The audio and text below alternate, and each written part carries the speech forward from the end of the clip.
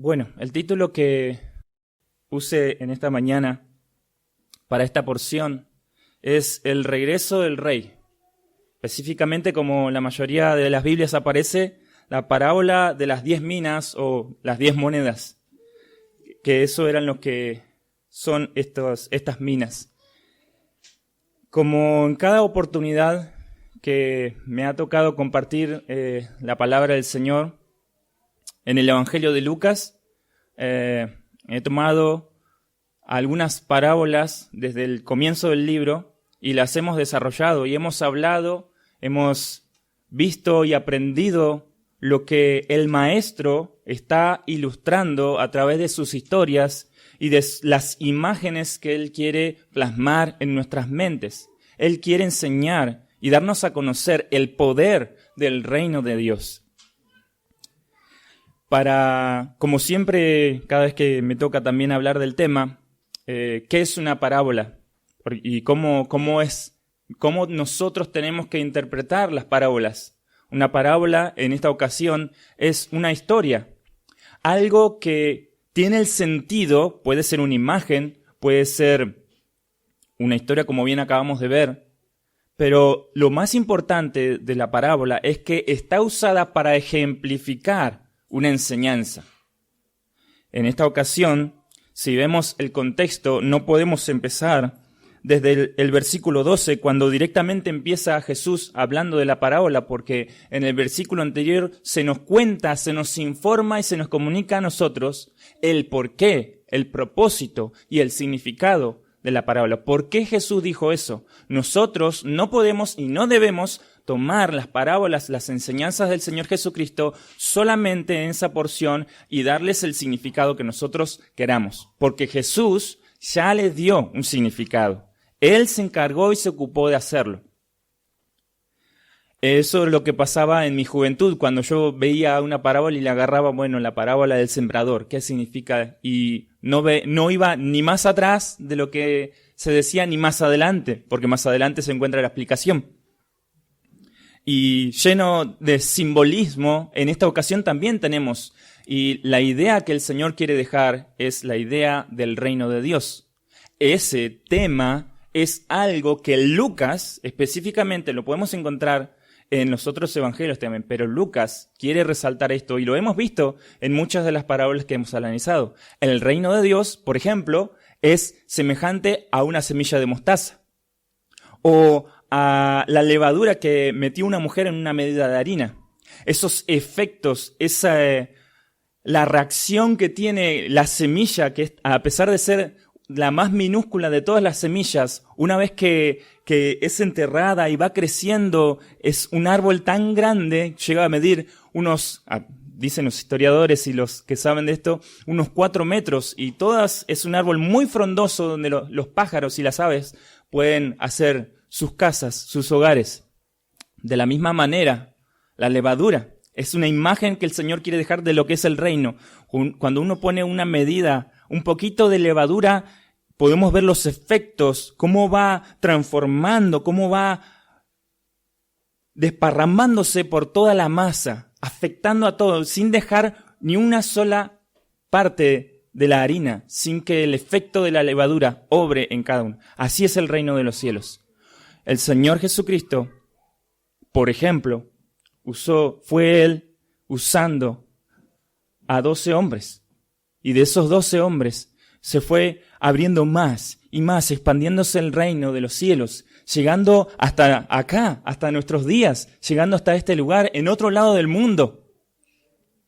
Así de poderoso es el reino de los cielos. A pesar de la oposición, a pesar de la sangre que corrió, a pesar de querer destruir el libro de Dios, no han podido con el poder del reino de los cielos.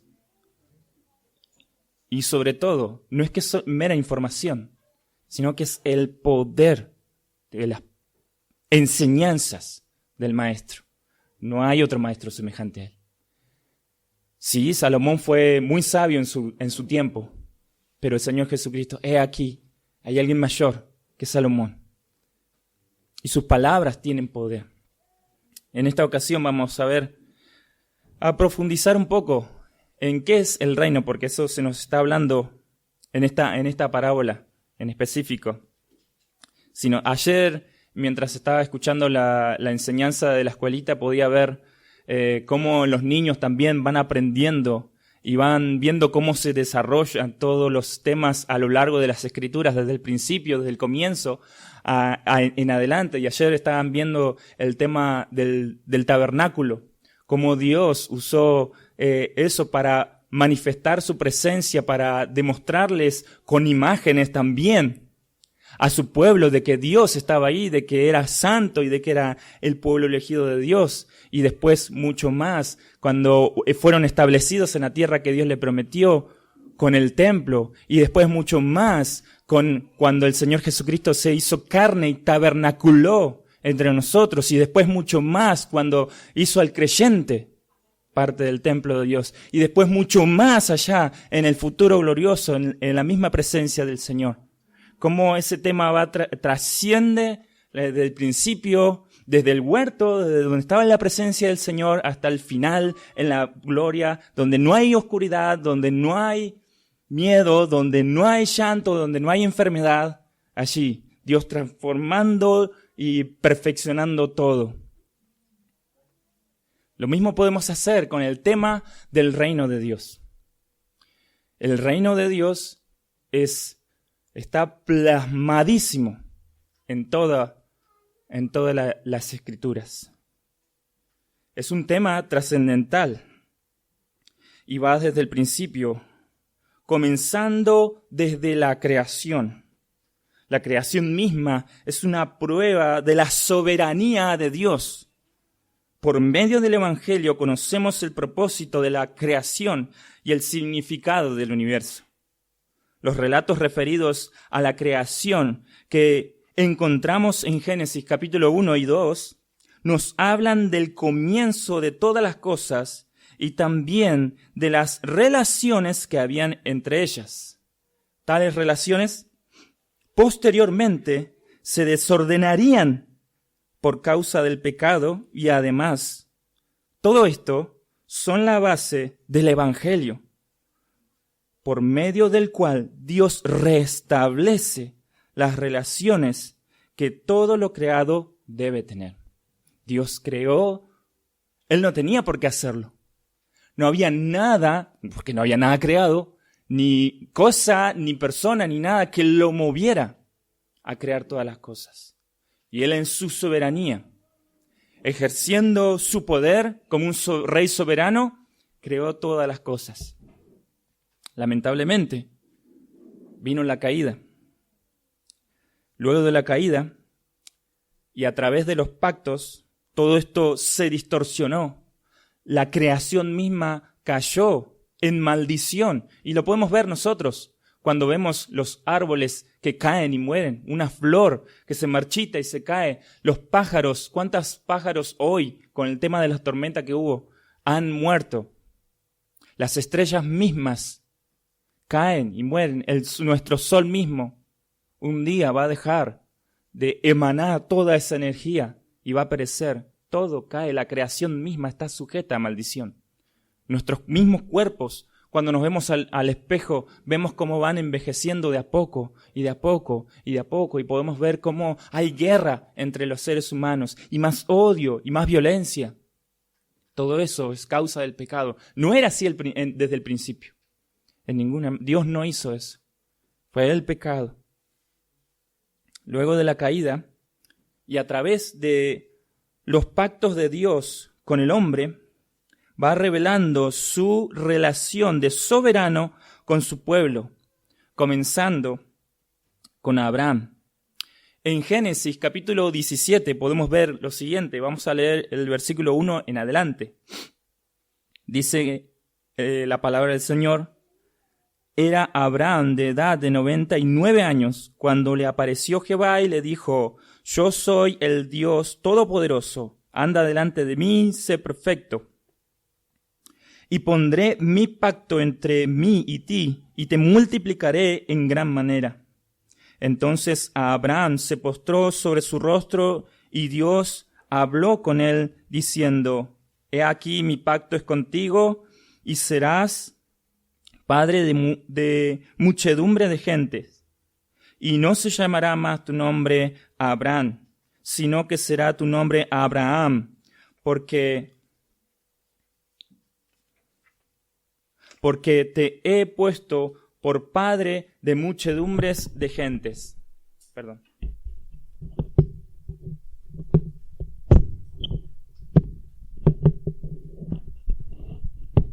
¿Puede ser ahí? ¿Sí? Ahora sí. Ahora sí veo. Ahora sí.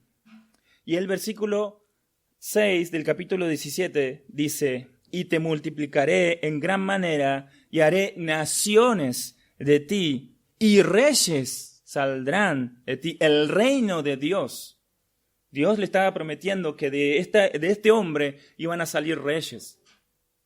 Después de todo esto viene el Éxodo, que los niños posiblemente estén familiarizados, lo tienen fresquito en las mentes porque acaban de terminar de leer ese libro. En Éxodo tenemos el tabernáculo y más tarde, más adelante, el templo, que representaba el palacio de Dios entre su pueblo. Más específicamente, el arca del pacto. Dios, recuerden, le dijo a Moisés, Éxodo 25, versículo 21 y 22, y pondrás en el propiciatorio encima del arca, y en el arca pondrás el testimonio que yo te daré. Y de allí me declararé a ti y hablaré contigo de sobre el propiciatorio, de entre las dos querubines que están sobre el arca del testimonio. Todo lo que yo te mandare para los hijos de Israel. Dios se iba a manifestar, iba a dar ordenanzas a su pueblo. Ese era el mismo trono de Dios. Y podemos ver más específicamente en la revelación, por ejemplo, de Ezequiel, capítulo 10, versículo 1, dice, él nos cuenta, miré, y he aquí, en la expansión que había sobre la cabeza de los querubines, lo que había visto Moisés en imágenes que Dios le mandó hacer en lo real para que ellos vieran, entendieran la gloria de Dios. Lo mismo está viendo Ezequiel. Y he aquí que en la expansión que habían sobre la cabeza de los querubines, como una piedra de zafiro que parecía como semejanza de un trono que se mostraba sobre ellos. De la misma manera, el salmista en el Salmo 99, versículo 1, dice, Jehová reina, temblarán los pueblos, él está sentado sobre los querubines, se conmoverá la tierra. El arca del pacto, todo eso que representaba el simbolismo de Cristo mismo, representaba de igual manera el trono de Dios. Y él debía gobernar a su pueblo. Tanto el tabernáculo como el templo eran el palacio mismo de Dios. Recordemos que Dios había hablado a Abraham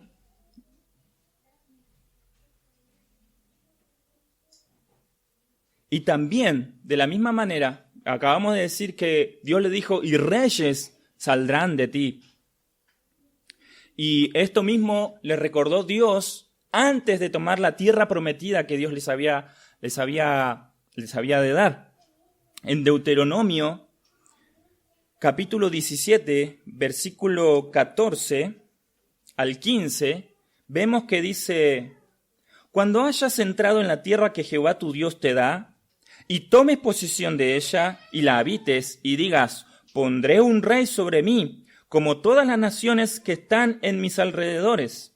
Ciertamente pondrás rey sobre ti al que Jehová tu Dios escogiere. De entre tus hermanos pondrás rey sobre ti. No podrás poner sobre ti a hombre extranjero que no sea tu hermano. Ellos iban a tener un rey. Ellos iban a alguien de su misma nacionalidad, de su mismo pueblo. Dios iba a elegir, Dios se lo tenía que dar. Lamentablemente, el pueblo de Dios no quería que los gobernase. sino que querían un rey como todas las demás naciones. Esto lo vemos en 1 Samuel, capítulo 8, versículos 4 al 7. Dice lo siguiente: entonces todos los ancianos de Israel se juntaron y vinieron a Ramá para ver a Samuel, el profeta. Y le dijeron: he aquí, tú has envejecido y tus hijos no andan en tus caminos. Por tanto, constitúyenos ahora, un rey que nos juzgue, como tienen todas las naciones. Pero no agradó a Samuel esta palabra que dijeron: danos un rey que nos juzgue. Y Samuel oró a Jehová. Y dijo Jehová a Samuel: oye la voz del pueblo en todo lo que te digan, porque no te han desechado a ti, sino a mí me han desechado, para que no reine sobre ellos. Triste y lamentable.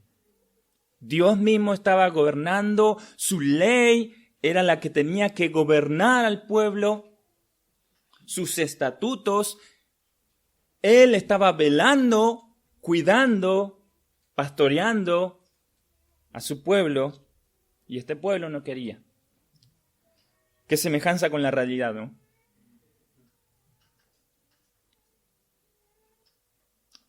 Pero bueno, tuvieron sus consecuencias, tuvieron a su rey, tuvieron a Saúl, al rey Saúl. Lamentablemente hubieron consecuencias hasta que llegó el rey que Dios mismo eligió, David, un hombre pecador. Nos dice el apóstol Pablo en Hechos capítulo 13, versículo 22, de quien Dios dio testimonio también diciendo que he hallado a David, hijo de Isaí, varón conforme a mi corazón, quien hará todo lo que yo quiero. Incluso antes de tomar el trono, David, Dios, o mejor dicho, una vez que tomó el trono, Dios ratificó o revalidó el pacto con David, el mismo que había hecho con Abraham. Le dijo así, 2 Samuel, capítulo 7, versículo 8. Así ha dicho Jehová de los ejércitos: yo te tomaré del redil, yo te tomé del redil, de detrás de las ovejas, para que fueses príncipe sobre mi pueblo, sobre Israel. Y he estado contigo en todo cuanto has andado, y delante de ti he destruido a todos tus enemigos. Y te he dado nombre grande, como el nombre de los grandes que hay en la tierra. Además, yo fijaré el lugar a mi pueblo Israel y lo plantaré para que habite en su lugar y nunca más sea removido, ni los inicuos le aflijan más, como al principio, desde el día en que puse jueces sobre mi pueblo Israel, y a ti te daré descanso de todos tus enemigos. Asimismo, Jehová te hace saber que Él te hará casa, y cuando tus días sean cumplidos y duermas con tus padres, yo levantaré después de ti a uno de tu linaje, el cual procederá de tus entrañas y afirmará su reino. Versículo 13. Él edificará casa a mi nombre, y yo afirmaré para siempre el trono de su reino. Yo le seré a él padre, y él me será a mí hijo.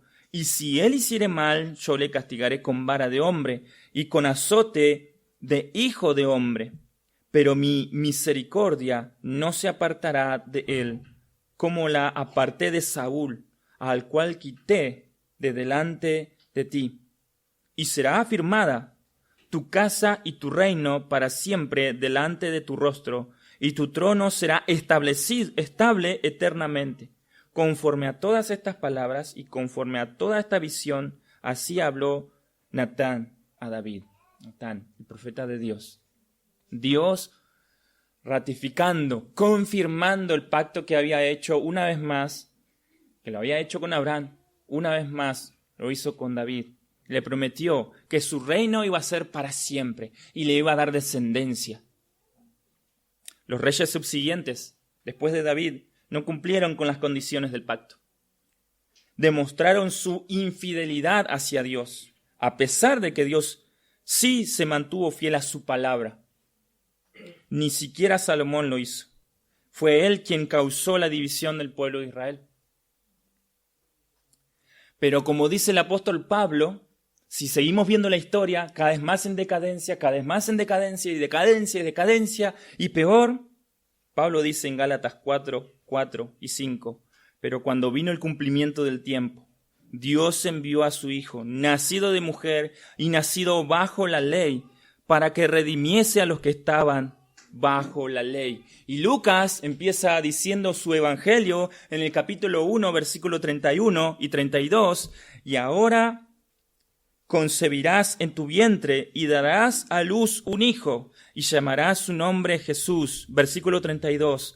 Este será grande y será llamado Hijo del Altísimo, y el Señor Dios le dará el trono de David, su padre. Por fin, ahora sí, dan las cosas mejor. Y ese mismo es el que está hablando del reino de Dios. Podemos ver y hemos visto en forma resumida cómo este tema del reino de Dios abarca y va y es importantísimo en las Escrituras. Un tema muy importante. No el único, pero un tema importante. Entonces, entendiendo, comprendiendo que es una parábola, viendo la importancia del reino de Dios, de este tema tan importante, ahora sí, nos vamos a meter en lo que Dios está enseñando hoy. Entonces, comienza diciendo, comienza diciéndonos Lucas, relatando, oyendo ellos estas cosas. ¿Qué estaba pasando? El versículo entero dice, oyendo ellos estas cosas, prosiguió Jesús y dijo una parábola. Por cuanto estaba cerca de Jerusalén, y ellos pensaban que el reino de Dios se manifestaría inmediatamente. Por eso el Señor Jesucristo les relata esta historia, porque tenían la mentalidad, los que estaban ahí, resulta que estaban en la casa de Zaqueo. Si ustedes ven el contexto, un publicano, jefe publicano, y rico además. Algo totalmente imposible, que podía entrar en el cielo era un rico, pero para Dios no es imposible.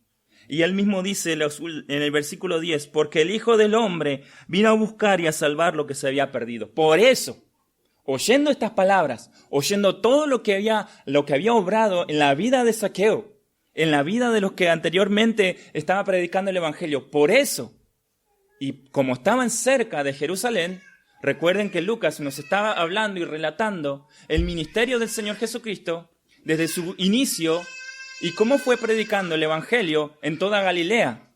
Y al final se estaba dirigiendo a Jerusalén. Pero él ya les había dicho muchas veces, a pesar de que no lo había entendido, yo necesito ir a Jerusalén, y específicamente les dijo, es necesario que yo sufra y padezca muchas cosas por los fariseos y por los ancianos y por todos los que estaban ahí, por todos los conocedores que estaban liderando en ese momento. Él les dijo, pero no lo podían entender. Ellos pensaban que inmediatamente la popularidad del Señor Jesucristo era tan grande y su recibimiento en las aldeas que iba viendo era tan bien recibido, en algunas no, pero en la mayoría sí.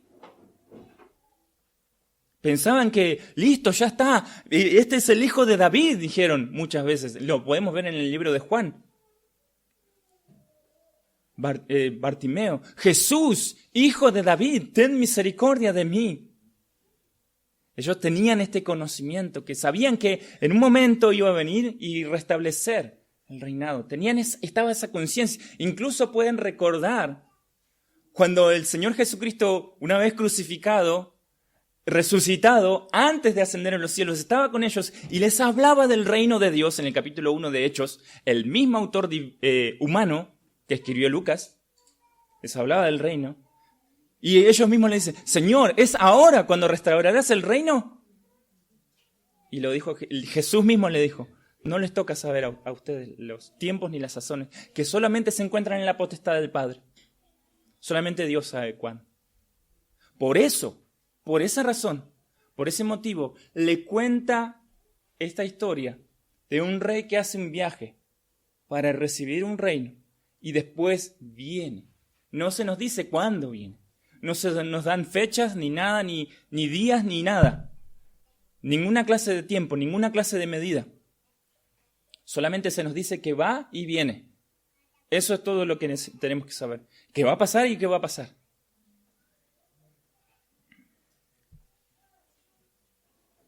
Entonces, oyendo ellos estas cosas, prosiguió Jesús y dijo una parábola. Por cuanto estaba cerca de Jerusalén, y ellos pensaban que el reino de Dios se manifestaría inmediatamente. Pensaban que iba a ser de vuelta como en los tiempos de David. Querían algo físico, algo acá, terrenal. Pensaban que era, incluso en Juan podemos ver los relatos que se nos hablan y se nos dicen, ¿no será este el que había de venir? ¿No será este el que va a redimir a Israel? Sí, y más allá de Israel, más allá de los límites de nuestras mentes. Y no como lo pensábamos.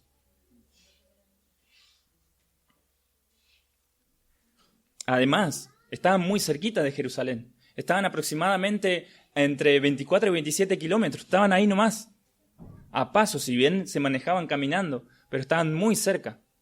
Y Jesús ya les había dicho varias veces que tenía que ir a padecer, a sufrir, a ser entregado, a ser tratado como un ladrón, como un culpable. A eso tenía que ir. El versículo 12 dice lo siguiente. Dijo pues, un hombre noble se fue a un país lejano para recibir un reino y volver. Podemos ver acá que se nos menciona un hombre noble. Este era un nombre que pertenecía a la realeza. Nosotros tenemos la mente de, cuando hablamos de rey, de la historia medieval, pero tenemos que ir más atrás. Si bien puede ayudarnos un poco, pero nosotros cuando hablamos de reino y todo eso nos imaginamos espadas, nos imaginamos torres, nos imaginamos castillos, hombres con escudo, hombres con armadura, y tenemos que ir un poco más atrás. Sí nos ayuda, sí ayuda mucho, pero tenemos que ir un poquito más atrás en el tiempo. Este hombre pertenecía a la realeza. Por su sangre corría sangre real, sangre que verdaderamente el ADN pertenecía al rey. Y este hombre se fue a un país lejano, no se nos dice, no se nos cuenta nada. Se fue a un país lejano para recibir un reino. Lo que Jesús estaba realmente diciendo a sus oyentes es, en una manera simbólica, era probablemente esto, que él mismo, al final de sus sufrimientos, ascendería al Padre en los cielos.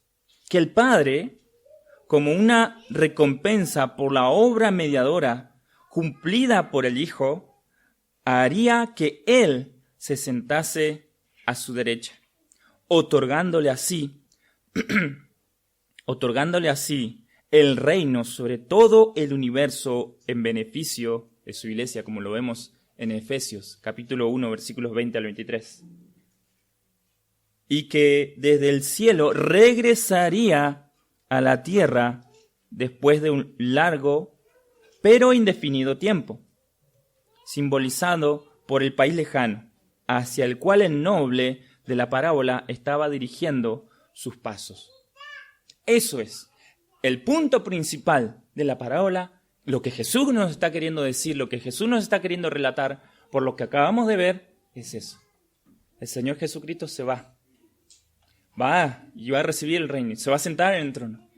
Y una vez que reciba todo honor, toda gloria, otra vez, va a volver en juicio. Y lo vamos a seguir viendo en lo que sigue revelando la parábola. Podemos ver que antes de su partida, en el versículo 13, este hombre noble, todavía no era rey, llamó a 10 siervos suyos y le dio 10 minas o 10 monedas. Una mina era una moneda griega que valía 100 dracmas, siendo la dracma el valor del trabajo de un día de jornalero. Pero lo importante acá no es en sí el valor numérico, sino lo que simboliza, lo que representa. Sí, es algo muy valioso y es algo muy preciado. Eso es lo que nos tiene que quedar a nosotros. Y esta moneda, lo que para nosotros significa y representa, es lo que se nos ha otorgado, el Evangelio del Señor Jesucristo. Y con eso mismo tenemos que negociar.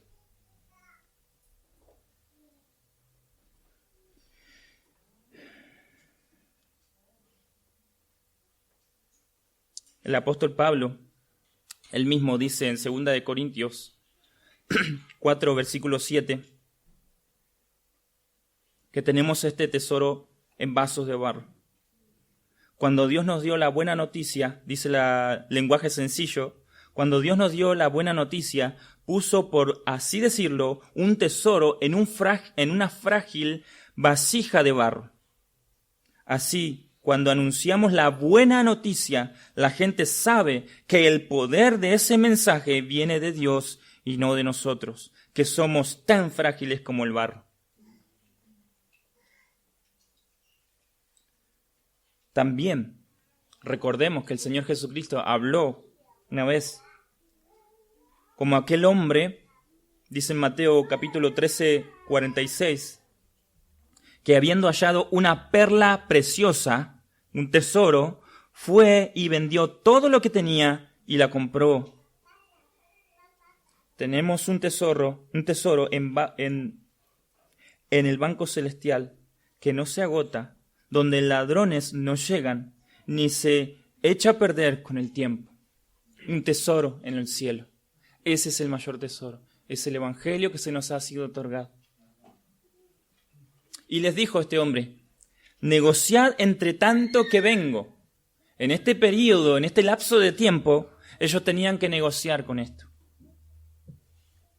Los que han oído el Evangelio deben proclamar, deben comportarse de tal modo que a través de su palabra y ejemplo, los pecadores sean llevados al Señor, los creyentes sean fortalecidos en la fe y ellos mismos crezcan en toda virtud cristiana y toda esfera social, económica, política, educacional, etc., esté bajo la influencia del Evangelio y todo esto para la gloria de Dios. Esta es la tarea importante para todos y cada uno de los creyentes. Habiendo confiado una mina a cada uno, en realidad, como les acababa de mencionar, acá dice 10, pero lo importante no es el número, sino lo que se ha encomendado y la responsabilidad que debe tener cada uno de estos siervos. Vemos en el versículo 14, dice lo siguiente: pero sus conciudadanos le aborrecían y enviaron tras él una embajada diciendo, no queremos que éste reine sobre nosotros. Por un lado tenemos antes de la partida que este noble deja ciertas instrucciones, otorga este valioso tesoro a sus siervos, a sus sirvientes, para que ellos lo exploten en el sentido de agrandarlo, de multiplicarlo, de trabajarlo. Y debían ser diligentes en su tarea. Por otro lado, tenía a sus conciudadanos, los que estaban viviendo ahí mismo, que no querían que éste se vaya a recibir ese reino. No queremos. Dice la otra versión, pero la gente de aquel país no quería que este príncipe, no quería a este príncipe. Así que envió a un grupo de personas con este mensaje para el emperador. No queremos que este hombre sea nuestro rey. Juan 1, versículo 11 dice, a los suyos vino y los suyos no le recibieron. El Señor Jesucristo vino. La luz del mundo que alumbra a todos los hombres vino, pero los hombres amaron más las tinieblas que la luz. Continuando, en el versículo 15 dice lo siguiente. Aconteció que vuelto él, después de recibir el reino, a pesar de toda la oposición, a pesar de toda la negativa que había en contra de que éste no recibiera el reino y de que no quisieran que este rey se sentara en su trono y gobernase, nada impidió que eso sucediera. Aconteció que vuelto, después de recibir el reino, el Señor ascendió en gloria y ahora está reinando. Eso es lo que nos está queriendo informar el Señor Jesucristo a través de esto. El intento de impedir que el noble recibiera su reino fracasó. Así también todo intento de frustrar los planes del Hijo del Hombre fracasarán. Él asciende a los cielos y recibe su reino. Gracias.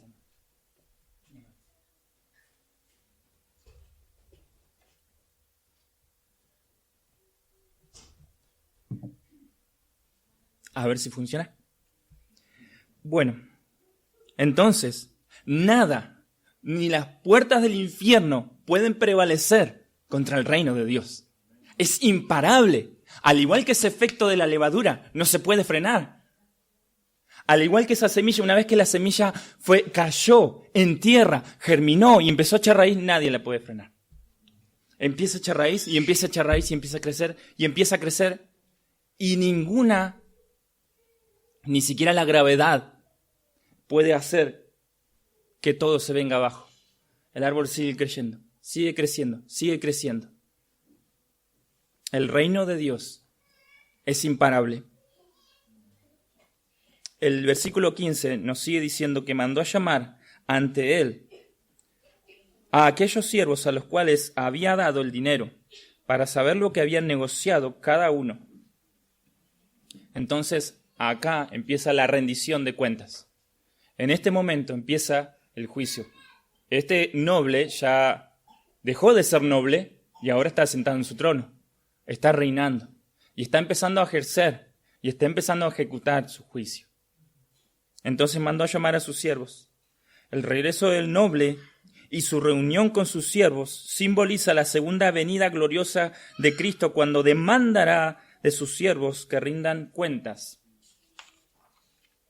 De modo que ellos han tratado el Evangelio y en esta conexión con los dones y las oportunidades de servir que fueron puestas a su disposición.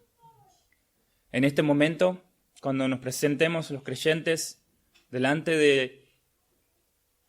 del juez imparcial, el Señor Jesucristo, nuestro Señor, vamos a tener que rendir cuentas. Nadie puede escapar.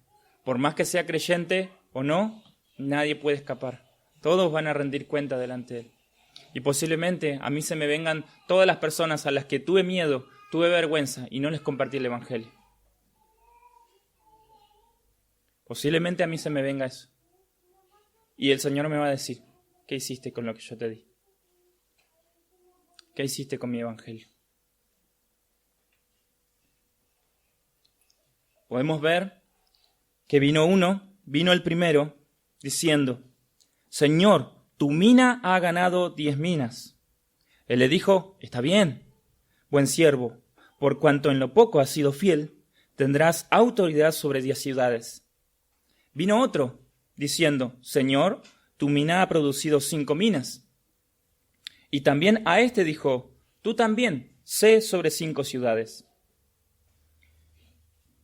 En la parábola, el primer siervo informa que él ganó con su mina 10 minas.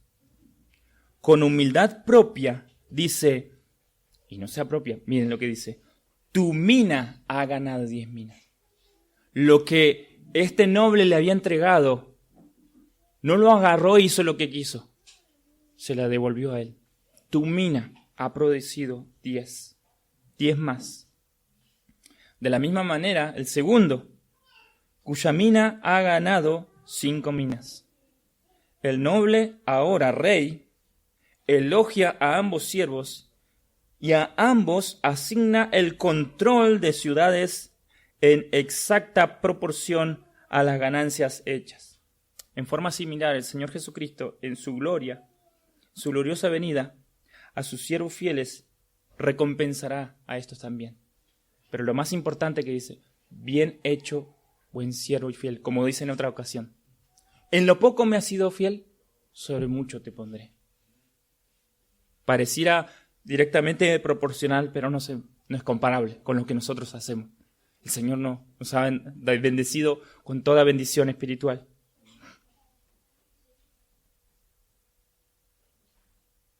Y llega, recuerden que eran 10. En esta ocasión no es necesario ver los 10, pero hay un tercero. En el versículo 20, vino otro diciendo, Señor, aquí está tu mina, la cual he tenido guardada en un pañuelo, porque tuve miedo de ti, por cuanto eres hombre severo, que tomas lo que no pusiste y ciegas lo que no sembraste. Ahora, uno puede ver, ¿y qué hay de malo en esto? La actitud de este hombre nos muestra una actitud de un hombre perezoso, de un hombre que no quería trabajar, que no hizo nada, absolutamente la guardó nomás y listo. Y todo ese tiempo no hizo nada.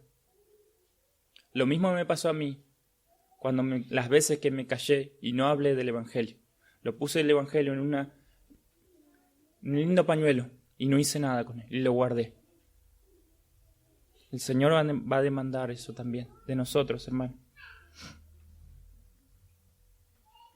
Pero al mismo tiempo, esto nos puede hacer pensar a nosotros, entonces, ¿qué? Estos se salvaron y el otro no, entonces la salvación se pierde. No está enseñando eso esta parábola. Ni ninguna parábola del Señor Jesucristo enseña que la salvación se pierde. Este hombre, a pesar de que era consiervo de los siervos, de que estaban trabajando en equipo, individualmente no hizo nada. No siguió el ejemplo de sus otros hijos. Judas también estaba entre los seguidores del Señor Jesucristo y no fue salvo. El trigo y la cizaña son muy, pero muy parecidos. Y yo anoche estaba viendo imágenes de la cizaña y no sabía que acá había cizaña.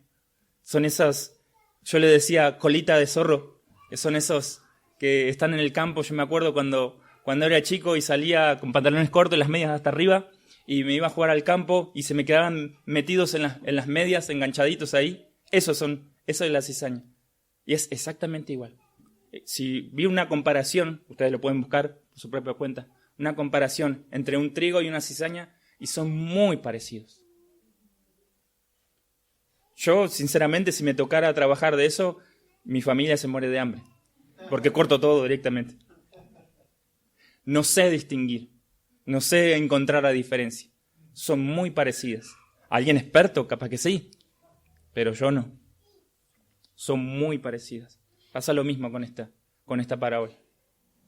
El Señor también comparó el reino de los cielos, la segunda venida, con esa red que pasa por el agua y agarra todo tipo de peces y después empieza la selección. Este es bueno, este no, este es bueno, este no. Están todos metidos en la red, pero después en el día del juicio empieza la selección, empieza a jugar. Pasa exactamente lo mismo. No está hablando de que la salvación se pierda, está hablando del juicio de Dios. Y que, como dijo el apóstol Juan en su primera carta, salieron de nosotros para demostrar de que no eran de nosotros. Por más que se encontraran en la iglesia, no nacieron de nuevo, no tenían un nuevo corazón. Por más que supieran leer la Biblia, por más que cantaran con nosotros, por más que se pararan acá y enseñaran, sus corazones no fueron regenerados. Tenía una actitud de perezoso. Dice el Proverbio 26, versículo 13 al 16. Dice el perezoso: el león está en el camino, el león está en la calle. Cuando la puerta gira sobre sus quicios, así el perezoso se vuelve a su cama. Mete el perezoso su mano en el plato, se cansa de llevarla a su boca. En su propia opinión, el perezoso es más sabio que 7 que sepan aconsejar. Era la misma actitud que tenía este hombre. Incluso el Señor Jesucristo mismo lo hemos visto. Por ejemplo, en Lucas capítulo 6, versículo 46, Él dice: ¿por qué me llamáis Señor, Señor, y no hacéis lo que yo digo? Y también, de la misma manera, Juan el Bautista decía, Lucas 3:9, y ya también el hacha está puesta a la raíz de los árboles. Por tanto, todo árbol que no da un buen fruto se cortará y se echará en el fuego. Que no dan fruto de arrepentimiento, los que no dan fruto digno de arrepentimiento, serán cortados de raíz y serán echados en el fuego. Lo hemos visto también, o lo veremos, en 2 de Timoteo, capítulo 3, versículo 2 y después el siguiente. Dice 3:2, porque habrán hombres amadores de sí mismos, avaros, vanagloriosos, soberbios, blasfemos, desobedientes a los padres, ingratos, impíos, sin afecto natural, implacables, calumniadores, intemperantes, crueles, aborrecedores de lo bueno, traidores, impetuosos, infatuos, amadores de los deleites más que de Dios, que tendrán apariencia de piedad, pero negarán la eficacia de ella. A estos evita, dice el apóstol a Timoteo. Podemos ver que esto no nos está hablando de que la salvación se pierde, sino que hay entre el mismo campo, hay trigo y hay cizaña. Hay creyentes y hay aquellos que aparentan ser creyentes. Entonces, sigamos leyendo. El versículo 22 de Lucas 19. Entonces él dijo: mal siervo, por tu propia boca te juzgo. Sabías que yo era hombre severo, que tomo lo que no puse y que ciego lo que no sembré. ¿Por qué pues no pusiste mi dinero en el banco, para que al volver yo lo hubiera recibido con los intereses? Lo que el noble, ahora rey, le dice: ¿por qué no pusiste mi dinero en la banca del prestamista? Los prestamistas pagaban interés sobre el dinero que se depositaba con ellos, el cual a su vez ellos prestaban con una mayor tasa de interés. Eso era simplemente dárselo a otro para que lo trabajara y después cobrar del interés, del aumento que había tenido. Por lo menos eso podría haber hecho, pero no hizo eso. Versículo 24, y dijo a los que estaban presentes: quitadle la mina y dadla al que tiene las 10 minas. Ellos le dijeron: Señor, tiene 10 minas. Pues yo os digo que a todo el que tiene se le dará, mas al que no tiene, aún lo que tiene se le quitará. Exactamente lo mismo. Podemos ver un ejemplo en el Antiguo Testamento de esto, porque parece muy severo, ¿no? Qué malo que es este rey, que al pobrecito ese que no tenía nada le sacó y lo dejó sin nada y se lo dio al otro que tenía. Qué malo.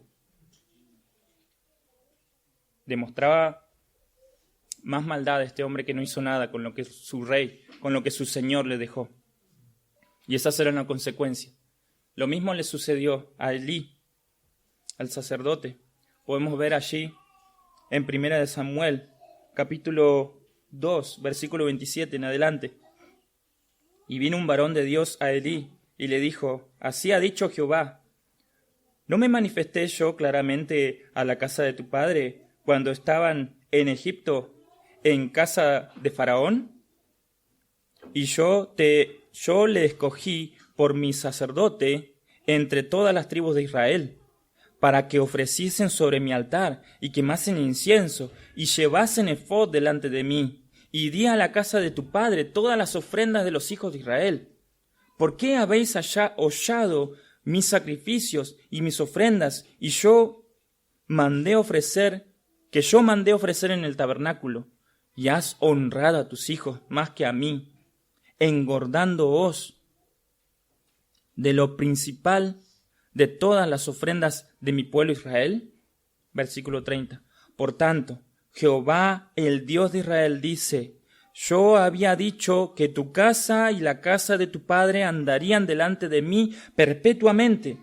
Mas ahora ha dicho Jehová: nunca yo tal haga, porque yo honraré a los que me honran, y a los que me desprecian serán tenidos en poco.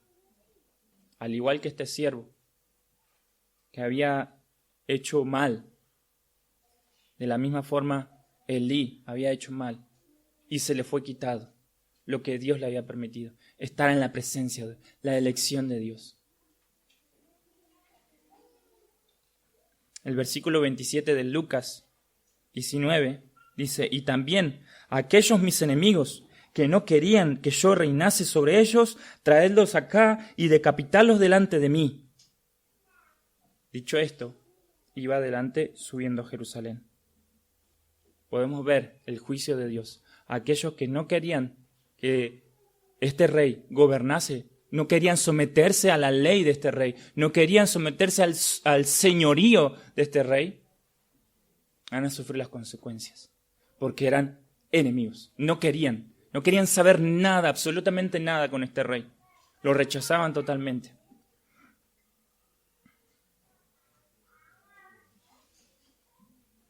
Dice el Salmo 2, versículo 2, se levantarán los reyes de la tierra, y príncipes consultarán unidos contra Jehová y contra su ungido, diciendo: rompamos sus ligaduras y echemos de nosotros sus cuerdas. El que mora en los cielos se reirá, el Señor se burlará de ellos. Luego hablará a ellos en su furor y los turbará con su ira. Los quebrantarás, dice el versículo 9, con vara de hierro, como vasija de alfarero los desmenuzarás. Y algo muy similar, muy semejante a lo que les pasaron a estos rebeldes, a estos que se rebelaron contra este rey, sucedió también en el Antiguo Testamento, con la revelación de Coré. Si alguno lo recuerda, en Números capítulo 16, versículo 1 al 5 dice: Coré, hijo de Izar, hijo de Coat, hijo de Leví, y Datán y Abiram, hijo de Eliab, y On, hijo de Pelet, de los hijos de Rubén, tomaron gente y se levantaron contra Moisés con 250 varones de los hijos de Israel, príncipes de la congregación, del consejo, varones de renombre. Y se juntaron contra Moisés y Aarón y les dijeron: basta ya de vosotros, porque toda la congregación, todos ellos son santos, y en medio de ellos está Jehová. ¿Por qué pues os levantáis vosotros sobre la congregación de Jehová? Cuando oyó esto, Moisés se postró sobre su rostro y habló a Coré y a todo su séquito, diciendo: mañana mostrará Jehová quién es suyo y quién es santo, y hará que se acerque a él. Al que él escogiere, él lo acercará así. Y el versículo 28 del mismo capítulo dice: y dijo Moisés: en esto conoceréis que Jehová me ha enviado para que hiciese todas estas cosas, y que no las hice de mi propia voluntad. Si como mueren todos los hombres mueren estos, o si ellos al ser visitados siguen la suerte de todos los hombres, Jehová no me envió. Mas si Jehová hiciere algo nuevo, y la tierra abriere su boca, y los tragase con todas sus cosas, y descendieren vivos al Seol, entonces conoceréis que estos hombres irritaron a Jehová. Y aconteció que cuando cesó él de hablar todas estas palabras, se abrió la tierra que estaba debajo de ellos. Abrió la tierra su boca y los tragó a ellos, a sus casas, a todos los hombres de Coré y a todos sus bienes. Y ellos, con todos los que tenían, descendieron vivos al Seol, y los cubrió la tierra, y perecieron de en medio de la congregación. Y todo Israel, los que estaban en derredor de ellos, huyeron al grito de ellos, porque decían: no nos trague también la tierra. También salió fuego de delante de Jehová, y consumió a los 250 hombres que ofrecían incienso. El juicio de Dios contra los que se rebelan contra su Hijo es grave. No te burles. No te burles de él. El día viernes, cuando el hermano Daniel estaba predicando, podía ver a un joven que venía mientras el hermano estaba diciendo que los mentirosos son hijos del diablo, que hacen sus hechos y que van a merecer el mismo destino que él. Este joven, lamentablemente influenciado por algo que haya entrado en sus pulmones y afectado su mente. Acá estoy, pecador, acá. Yo, burlándose. Que el Señor tenga misericordia, porque el Señor sigue siendo el mismo ayer, hoy y siempre. Y es lo que nos quiere revelar en este día. Y que el Señor nos mueva a nosotros a misericordia, porque fácilmente, y lo que me pasó a mí, fácilmente nos movemos a ira y queremos que descienda fuego de lo alto y los consuma. El Señor no trató igual con nosotros, y nos merecíamos lo mismo. O por lo menos conmigo, no lo merecía yo.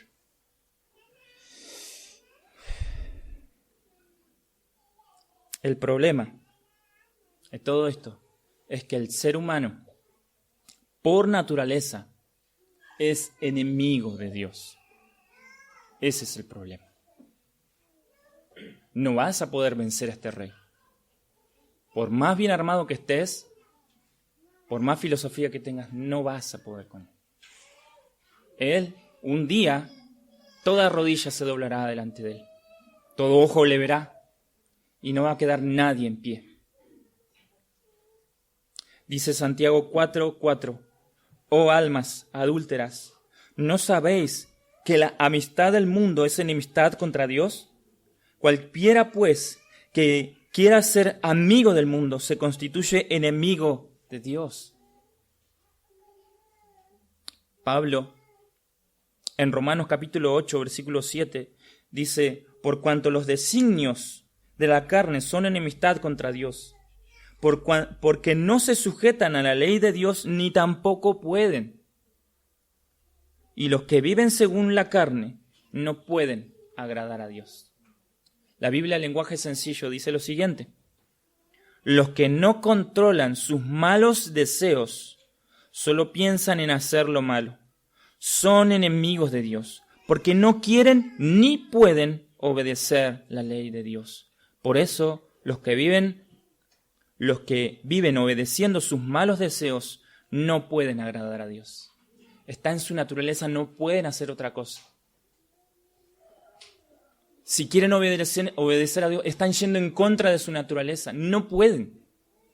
Necesitan ser transformada toda esa naturaleza. También Pablo en 1 Corintios 6, 9 y 10 dice: ¿no sabéis que los injustos no heredarán el reino de Dios? No erréis. Ni los fornicarios, ni los idólatras, ni los adúlteros, ni los afeminados, ni los que se echan con varones, ni los ladrones, ni los avaros, ni los borrachos, ni los maldicientes, ni los estafadores heredarán el reino de Dios.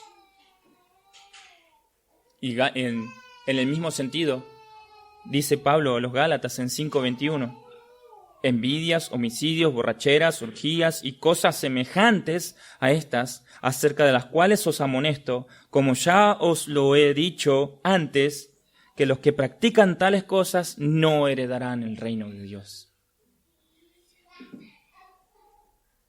¿Cómo mandó el Señor Jesucristo que oráramos? Padre celestial, Padre, venga tu reino, hágase tu voluntad, como en el cielo, así se haga en la tierra. En el cielo los ángeles obedecen al instante al mandato de Dios. No tardan ni un momento que la voluntad de Dios se cumpla también aquí en la tierra. Y que el reino de los cielos se vaya expandiendo, se vaya ganando terreno, que vaya ganando terreno sobre el pecado, sobre el enemigo de nuestras almas, que cada vez vaya más victoria, más salvados. Pero no para agrandar el número, ni para agrandar el ofrendero, sino para la salvación de las almas.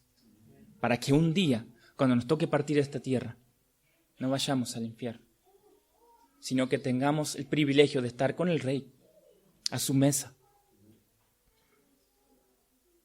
Es necesario arrepentimiento para vida, implorando misericordia al Hijo. Salmo 2:12. Honrad al Hijo para que no se enoje y perezcáis en el camino, pues se inflama de pronto su ira. Bienaventurados todos los que en Él confían. Hay que someterse, hay que humillarse. Al altivo Dios lo resiste, pero al que se humilla le da gracia. Al que reconoce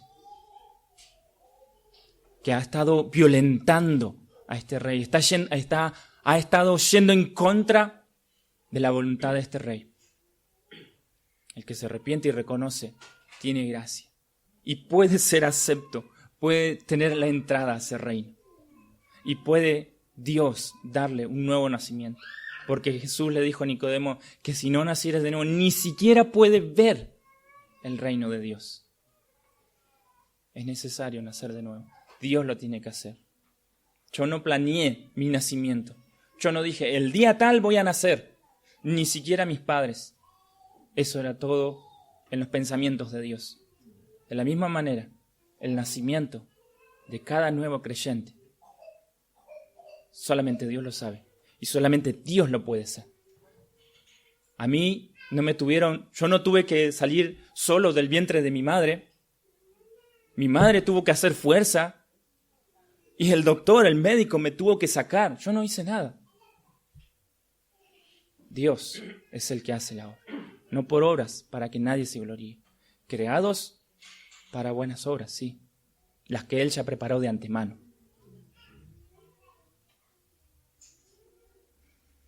Romanos, capítulo 5, versículo 6, lo tenemos acá.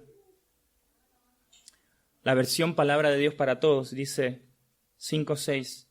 Cristo murió por nosotros en el momento preciso. ¿Cuándo? Cuando éramos incapaces de salvarnos, siendo enemigos de Dios. Versículo 7.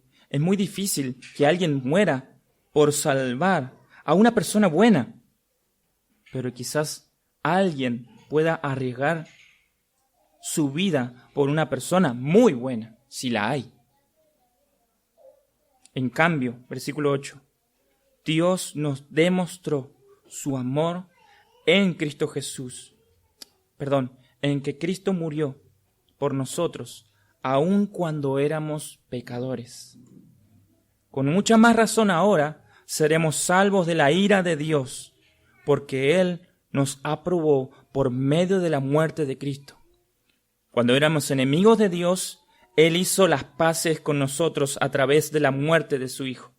Con mayor razón, ahora que somos amigos de Dios, Él nos va a salvar por medio de la vida de Cristo. Además, ahora nos alegramos por lo que Dios ha hecho, ya que tenemos amistad con Dios a través de nuestro Señor Jesucristo. Si todavía no has venido a Cristo, si todavía no estás en Cristo, por el bien de tu alma, te rogamos que no ceses, no continúes peleando y que sueltes la espada, dejes de pelear, porque no vas a vencer. Y va a ser terrible la consecuencia. Pero va a ser distinto cuando te arrepientas, cuando usted se arrepienta, suelte la espada y te sometas a este Rey, que es misericordioso, amplio en perdonar. ¿Y qué de nosotros los creyentes? Tenemos trabajo. Primera de Corintios 4, 1 y 2 dice: así pues, téngannos los hombres por servidores de Cristo y administradores de los misterios de Dios.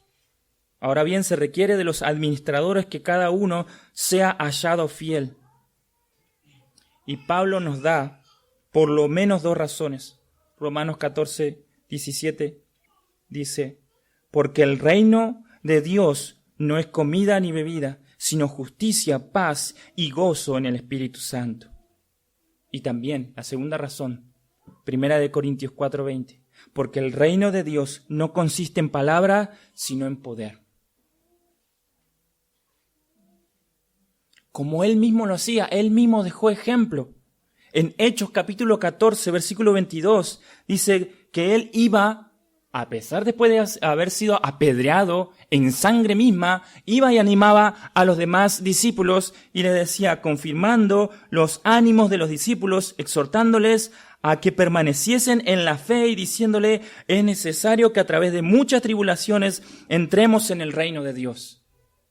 Él hacía exactamente lo mismo que hablaba, que Dios le había puesto en su corazón. Lo mismo podemos ver en Hechos, capítulo 19, versículo 8. Y entrando Pablo en la sinagoga, habló con denuedo por espacio de 3 meses, discutiendo y persuadiendo acerca del reino de Dios. La misma tarea que tenemos nosotros. Hechos 28, 23. Y habiéndoles señalado un día, vinieron a él muchos a la posada, a los cuales les declaraba y les testificaba el reino de Dios desde la mañana hasta la tarde, persuadiéndoles acerca de Jesús, tanto por la ley de Moisés como por los profetas. Versículo 31. Predicando el reino de Dios y enseñando acerca del Señor Jesucristo abiertamente y sin impedimento. ¿Pero qué? ¿Solamente tenemos el ejemplo del apóstol Pablo? ¿Un apóstol? ¿Tenemos que ser apóstol para hacer eso? Podemos ser hombres sencillos como Felipe. Cuando fue a Samaria, en Hechos capítulo 8, versículo 12, pero cuando creyeron a Felipe, los samaritanos, que anunciaba el evangelio del reino de Dios y el nombre de Jesucristo, se bautizaban hombres y mujeres. Un administrador tenía este tesoro en vasos de barro y no se lo iba a guardar. Él lo iba a producir, lo iba a multiplicar con el poder de Dios.